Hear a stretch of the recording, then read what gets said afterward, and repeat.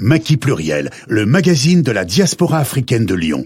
À l'époque, en fait, on avait trouvé, donc j'étais avec ma cousine Nelly que j'embrasse, et en fait, on avait trouvé une technique pour se coiffer de manière autonome et qui s'appelle les lace wigs. En fait, ce sont les perruques indétectables.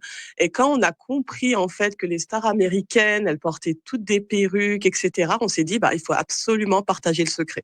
Tout simplement. Nous, on cherchait du métissage de partout. On s'est dit, bah, c'est pas incroyable, en fait. Elles ont toutes un parent blanc qui font qu'il y a du métissage et qu'elles ont les cheveux comme ça. Mais non, c'était une technique qui, à l'époque, moi, m'a complètement... Et elle gardait le secret entre elles, le secret était dévoilé. ben, voilà, le secret a été dévoilé. Voilà. Donc là, on quitte le côté contrôleur de gestion pour aller plutôt dans l'entrepreneuriat, où on fait les deux en parallèle, on se teste. Ah non, pas du tout. En fait, quand j'ai décidé donc d'arrêter le contrôle de gestion, moi, je me disais que j'allais passer le concours de la fonction publique pour être inspectrice des impôts, hein. C'était vraiment mon plan de vie. Et en fait, c'est partir d'un besoin personnel. J'avais besoin de me coiffer parce que j'étais partie de Lyon pour aller à la campagne et je suis tombée sur les lace wigs. Et vraiment, sans prendre garde, c'est comme ça que je suis tombée dans l'entrepreneuriat, tellement je me suis